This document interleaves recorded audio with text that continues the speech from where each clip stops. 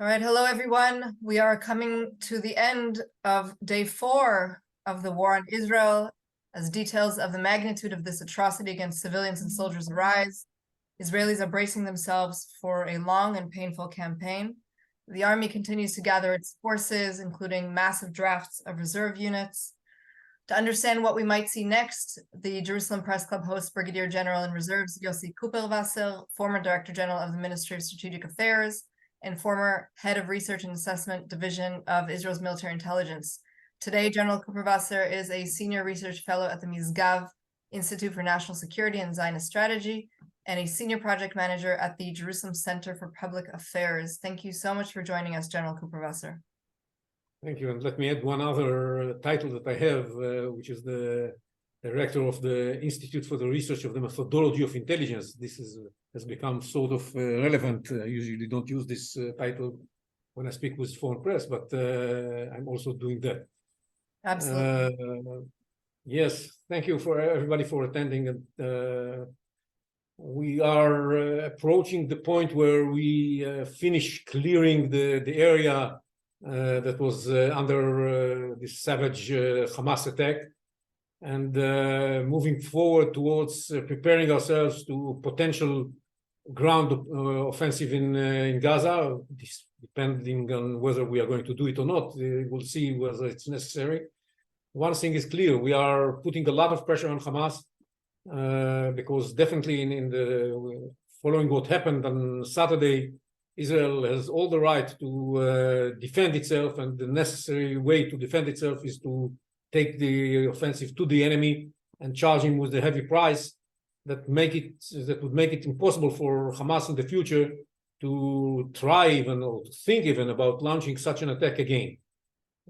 This calls for I would say a fundamental change in the situation in Gaza.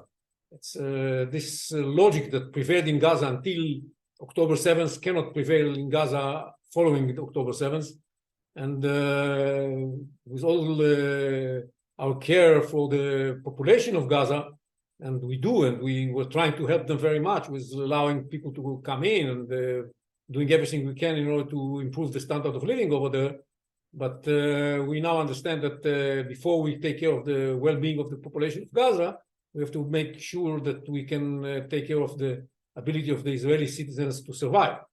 And for that, we need to do something that would deprive Hamas from its capabilities and will make it clear to Hamas that they cannot rearm themselves. And for me, it was quite clear way ahead of this operation that this is necessary. If you want, you can look up my article in Middle East Forum, the Middle East Quarterly, back in June, that was criticized heavily, but I said that this is exactly what's going to happen, and we have to be prepared to deprive Hamas from the ability to rearm itself right away. And this would mean maybe also the forcing Hamas to give up the control of Gaza, but this is less critical, and we leave this issue a little bit in some ambiguity what exactly is going to happen to Hamas in reference to its control of Gaza. But definitely it will have to give up the ability to launch such attacks as they did this time. We have to do that in a way that would minimize civilian casualties, but the pressure should be felt by Hamas.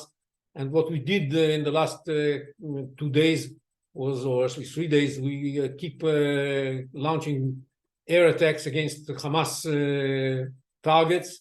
We have plenty of that, and we already attacked something around 1,400 such targets. We moved from one area to another. We were in Rimal this earlier today. We've been to certain other neighborhoods of Gaza City, in Shaja'iyah and Khair Furqan. We've been in Beit Hanun in the northern part. We've been to Jabalia in the central part of Gaza. We moved to Khan Yunis, and we may return to some of these places if we see that there is more activity over there. And we managed through these attacks to charge Hamas with a heavy price.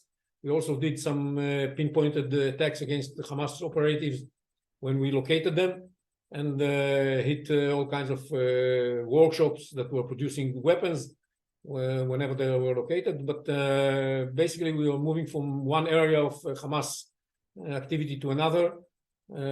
This, of course, caused a lot of damage, and we try, as I said, to avoid hitting civilians. But since the Hamas is using civilians as human shields, we cannot guarantee that it's always going to be successful. On the other hand, we are totally appalled by, and everybody in Israel is in a state of shock after more and more footage of what happened and more stories of what happened during the first day of the Hamas operation comes out. Unbelievable barbaric attitudes, killing civilians point blank after harassing them. This is, I mean, you all saw the footage. I don't have to tell you what was happening there. And it's clear for everybody that the coming back to the 6th of October situation is impossible. And that's why we have to change it dramatically. We do that while keeping in mind that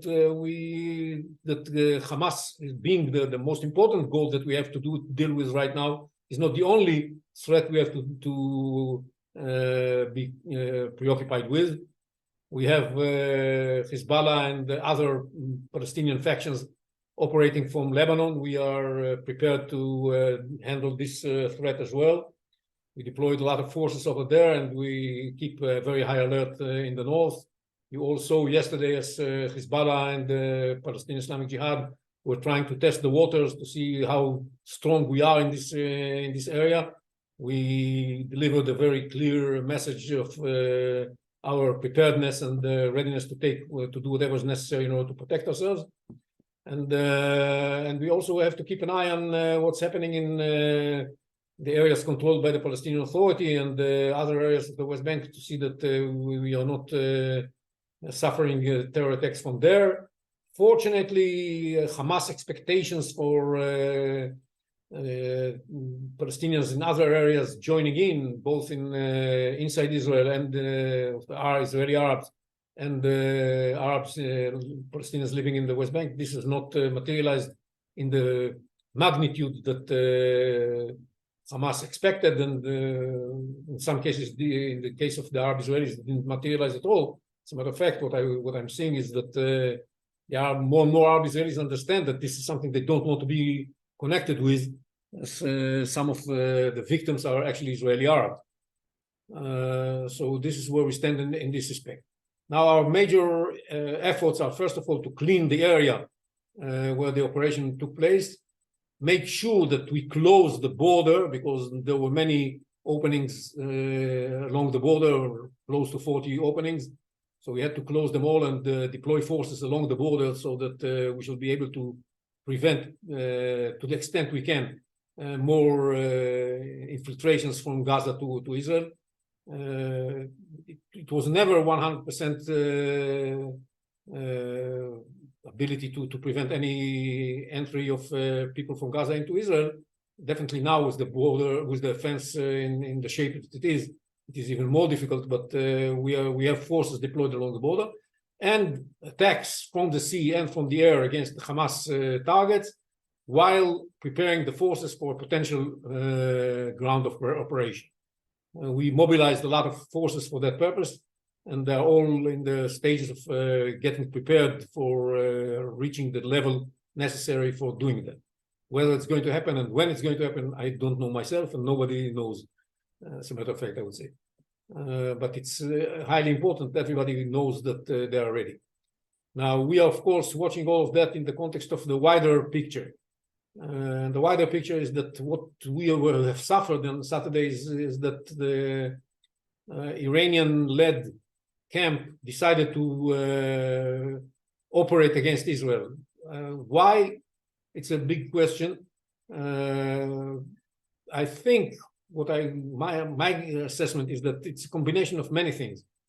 First and foremost, it is the feeling that Iran and its proxies do not face any real opposition in their way to get and become the strongest element in the Middle East.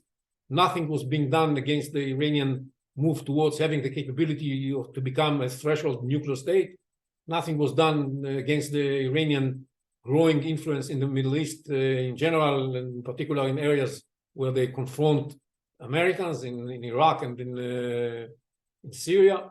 Nothing was done after Iran supplied the UAVs to Russia for its war in Ukraine. So the feeling was that the West doesn't deal with this and is weak.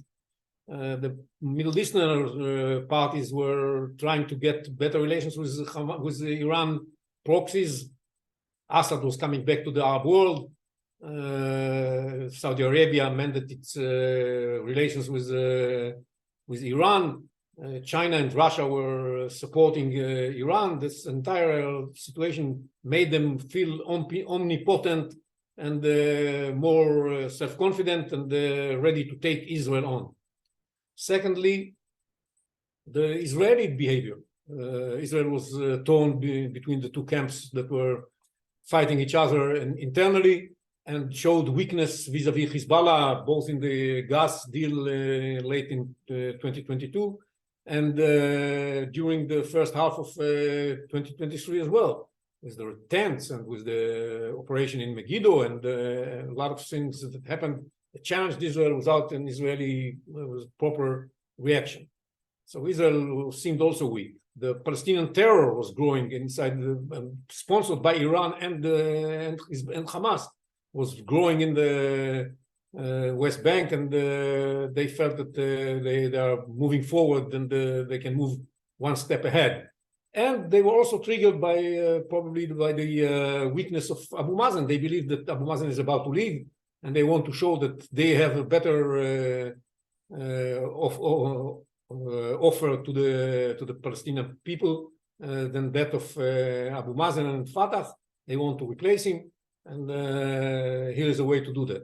And finally, I think also they thought that this is going to be such a challenge that the Abraham Accords and the idea of normalization of the relations between Israel and Saudi Arabia would not be able to stand such a challenge, and that will enable them to prevent that from happening. And all of that were somewhere in the back of the mind of Hamas. This was preparing for that operation for a long time, of course. Just the final timing was chosen. Maybe they thought also that the holiday in Israel and the big music festival in Re'im was an opportunity for them to kill more Israelis than what they could have done on a different day. And unfortunately, I'm afraid they were right. So all of these considerations were taken into account and chosen by the Hamas as choosing the date. Definitely, Iran was deeply involved in that. I'm quite confident that they checked with the Iranians about the date and got some sort of approval. They didn't catch the Iranians by surprise. There were a lot of coordination going on between Iran and Hezbollah and Hamas recently. This must have come up in these coordinations and meetings. Many of them, the Palestinian Islamic Jihad was also involved. And I think that if you look at what happened, you see some of the weapons are Iranian weapons. The logic is an Iranian logic. The swarm is something that the Iranians have developed in the context of their navy. They have the swarm technique developed in their navy, and Hamas used it in a very impressive way. This is also, by the way, the logic of the Radwan forces of Hezbollah. So a lot of footprints of Iran and maybe to a lesser extent Hezbollah in this operation. Some of the weapons we found are not only provided by Iran but also produced by Iran, I guess. And so these people were armed to the teeth with a lot of weapons that were fit for this kind of operation. And we'll have to study these weapons and to see what do they mean for our future operations and how we prevent Iran from providing Hamas more of these weapons in the future, because this should come to an end. I think I'll stop here and open it for questions. Sure. Okay. So first of all, General Kuperwasser, thank you very much for that detailed briefing. Just trying to sort out from all the questions. You mentioned, of course, Iran's footprint. We heard reports even that people heard some of the terrorists themselves speaking Farsi. Do you think that it would go that's feasible that there were even Iranians on the ground taking part of this, or that's just rumors? So far, it's rumors. I don't want to say that we know for sure that there was an Iranian. You know, we have thousand bodies here, and some dozens of people that terrorists who were arrested following the attack. This issue is going to be tested, and we shall, of course, try to find out if there were Iranians directly involved. I think the entire issue of Iranian involvement will be tested, will be investigated from the captured people as well. But regardless if there were, and I say it's rumors, and I doubt if it's the case, because the Iranians wouldn't like to be directly involved in something like that, knowing that they take the risk of being kept, caught and exposed. But we know how close Deif and other people from Hamas are with the Iranian Quds Force, and they actually thanked publicly Iran for their support in finance, in weapons. I'm sure there was training going on these issues. So it's Hamas doesn't hide the contribution of Iran to this operation, and while the Iranians are trying to hide it, I mean, the Hamas said they were not directly involved. We didn't tell them in advance. We just told them after we started the operation. But this doesn't sound true. And the Iranians too are trying to distance themselves from direct involvement.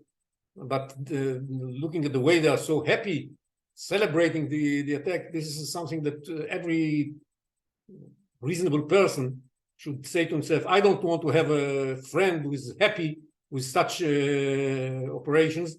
And I call upon everybody in the world to take finally the steps necessary against Iran, if not for all the bad things that they have done until now, their support for anti-Semitism, their military activities, their treatment of human rights in Iran, and we just following what's happening over there. There are so many good reasons, but for this celebration of this horrific terror attack, this by itself is something that everyone should say. We should not have any relations with this heinous regime. That's something that has to take place. Okay, just one more follow-up question from our neighbors on that end. What would cause Hezbollah to stay out or get involved? Like, what would be the red line, do you think? I mean, Hezbollah has many considerations here. On the one hand, it is a part of the Iranian terror axis, and when we are putting such a pressure over another part of this axis, they feel committed to come to the support and to show that they are caring and they want to help. And they also want to kill Israelis and Jews, not less than they are part of the same ideology that has a certain distorted interpretation of Islam. So this is something that would give them a lot of joy if they get involved in something like that. On the other hand, they see the messages coming from the rest of Lebanon that don't want to be involved in something that would cause them a lot of damage just for the sake of those barbaric terrorists in Gaza. They don't want to pay the price. They understand the threat from the United States with the deployment of Gerald Ford air carrier in the region. They understand that this may cause them a lot of damage because they can't catch Israel by surprise. Israel is ready. Well, Hamas caught it by surprise, but Hezbollah cannot. So it's a situation that's much more complicated for Hezbollah now, and they have all these, and they're also supposed to be there with their capabilities to support Iran and to serve as a shield for Iran in case Israel wants to carry out an attack against the Iranian nuclear facilities. So why use it now and for the sake of the Palestinians and then leave Iran helpless if Israel decides to operate against Israel or the United States decides to operate against the Iranian nuclear facilities. So all of these considerations are taken into account by Nasrallah. And as I said, he was already testing the water to see how determined Israel is to fight back. I think we delivered a message that was very clear. We are ready, and we don't want to see any escalation on this northern front, but if necessary, we are ready. We definitely can handle these two fronts simultaneously. This is not a major problem for Israel military once it is already deployed and mobilized. It's not a big issue because it's not that it's going to come with no price. It's going to be we are going to pay a heavy price, but we already paid the price. Our situation is that we already paid such a heavy price that you cannot threaten us with paying heavy prices. It's in Lebanon, the most important asset we need is the Air Force. And we have enough Air Force to handle these two arenas simultaneously. Okay, moving back to Gaza, just a little bit about what's going on. We know that a siege has been in place by Israel since yesterday. We're also told that King Abdullah II of Jordan, in coordination with the Egyptian government, has reportedly ordered the delivery of humanitarian aid to the Gaza Strip through Rafah. But the IDF is continuing to state that any supply of trucks that attempt to enter Gaza through Egypt will be destroyed. Do you see this as dangerous to the situation? How long can Israel ultimately hold siege of Gaza? We can hold until the time we get what we want. We want to see the Hamas realizing that it has to give up its terroristic nature. That's what we need to see. Give up the hostages, and that's what we need to see. And between us, this has been in place only for 1 day. So there's no need for humanitarian support, and all these things are a little bit premature. It's if there's going to be necessity for that in the future, and we see it fit, we shall let it in, I guess.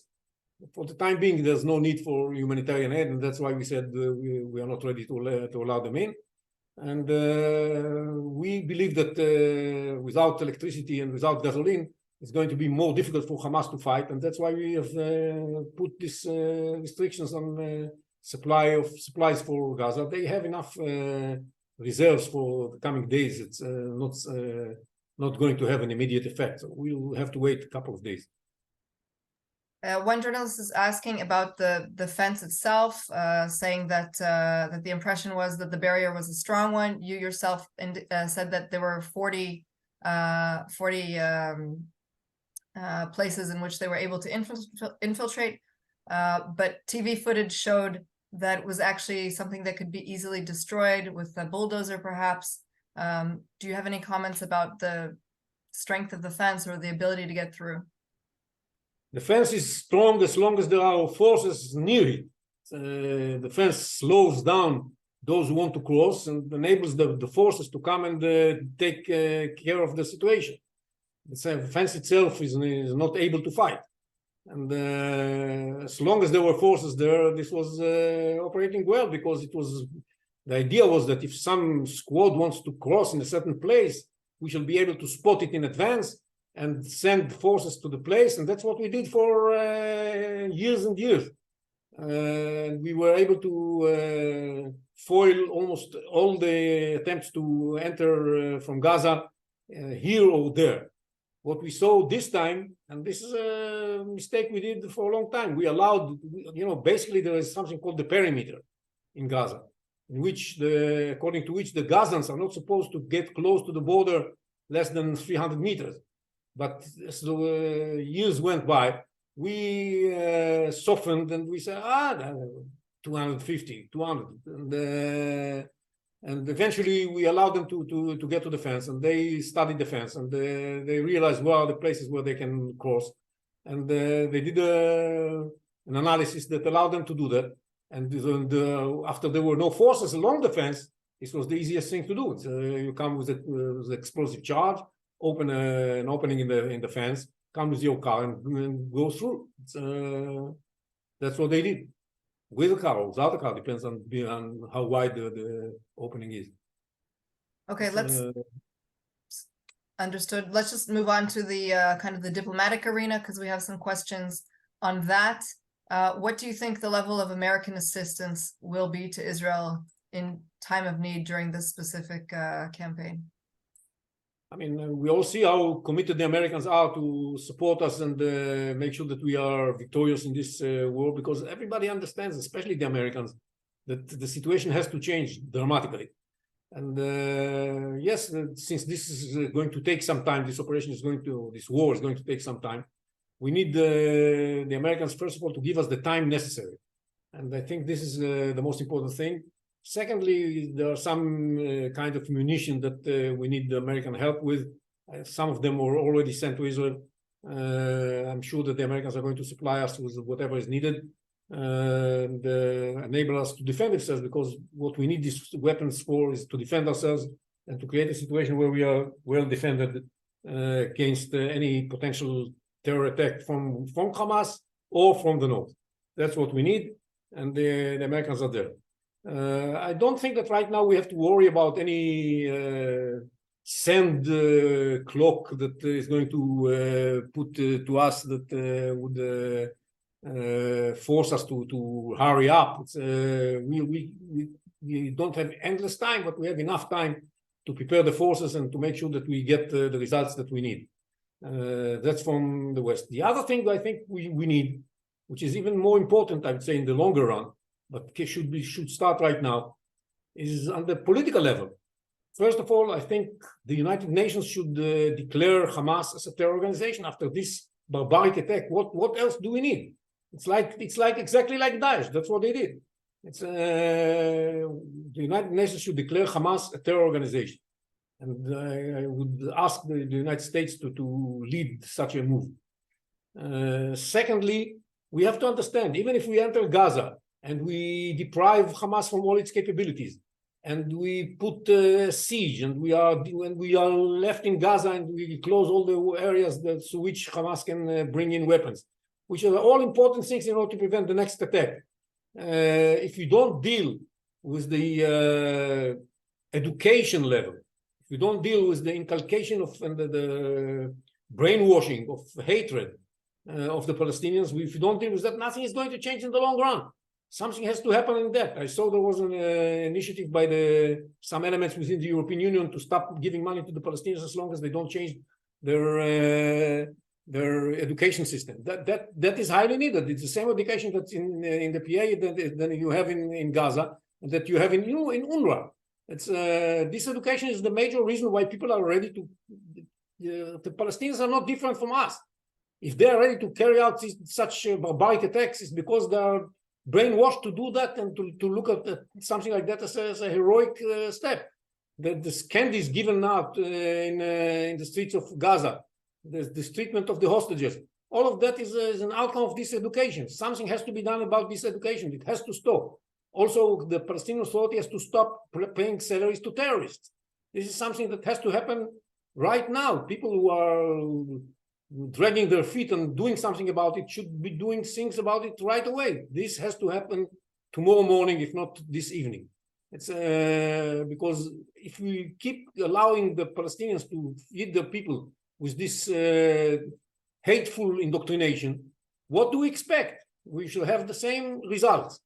This has to be taken care of. Just a few more questions regarding the diplomatic scene, as we are running out of time. Do you think that Israel will need military assistance at some point, whether it be from the Americans, the Europeans, or otherwise? Would be right now. We don't have anything specific, but yes, it's along the way we shall find out maybe about new capabilities that Hamas has, new capabilities that Hezbollah might have, and these kinds of threats should be dealt with. And if anybody of our friends has any specific idea of how to help us, we shall not say no. We are open to any cooperation. as just like we would like to help our friends. So just a question on international support. Obviously, the world could not ignore the pictures that had been spreading so quickly on social media, and there's been huge momentum for support for Israel to defend itself, at least in the first days of this war. But we've yet to, hit back with a larger campaign. Are we wasting time maybe with this credit that we've actually managed to garner while only maintaining an air offensive? Yes, but at the end of the day, we have to be. If we carry out ground offensive, we have to be successful. It's not just about the public opinion, the national public opinion. We have to work hard with public opinion. We have to make people understand what is happening here, what kind of a neighbor we have there in Gaza, and we have to clarify that with all the footage and everything else that we have in our disposal. But this shouldn't make us hasty in doing other things. We have to be very careful and make sure that in the end our victory will be clear, because this victory is important for the West. It's important for the moderate Arabs. It is important for delivering a message to Iran. It is important for the West, for the West to know that even if we are caught by surprise, we are strong enough, we are determined enough, we have the spirit that we in Israel, but the West in general, has the spirit to fight back, as we did against Daesh when it was necessary, joining hands together and dealing with Daesh such a decisive blow. We have to do the same here with Hamas together. That's something that we are all together in. Okay, General Kuperwasser, just two more questions, if I may, and then we'll let you go. The first relates to what you were saying about how our decision-making should occur. We understand that in the coming days, we might be seeing videos coming out of some of the captives begging for their lives. This, of course, will impact all the citizens in Israel, and this has an element of psychological warfare. How do you think the government might react when these videos start coming out? First of all, nobody knows. It's until you see it, you cannot imagine how it's going to affect us. But basically, we have so many considerations. We have the consideration of what's going to happen with Iran, what's going to happen with Saudi Arabia, what's going to happen with Hezbollah, what's going to happen in the West Bank, what's going to happen inside Israel, what's going to happen. So many considerations. Hostages is one of these considerations. We have to take it into account, but we shouldn't be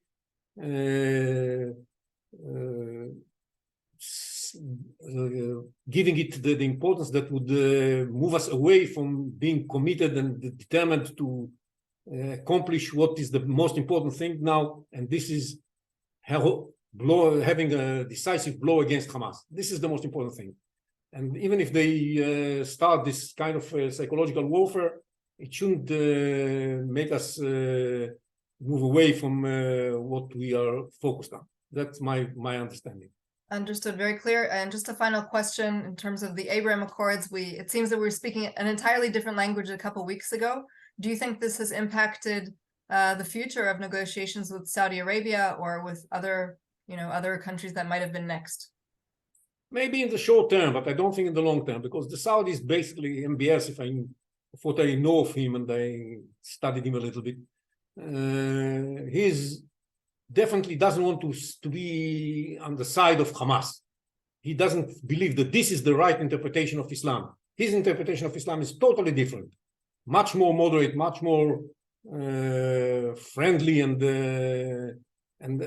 totally different from what we saw here. Nothing of this savagery. And because of that, I don't believe that he wants to be swayed by the Hamas operation in order to move away from Israel. In his mind, integration of Israel into the Arab world, into the Middle East, is a positive move, and this has not changed because this terrible attack. Very clear. Very, very clear. Brigadier General in Reserves, Yossi Kuperwasser, thank you so much for your time, and thank you for everybody who dialed in. Thank you, everybody. Thank you. I hope we shall be able to meet in happier times. Amen to that. Thank you, everybody. Stay safe. Thank you, everybody.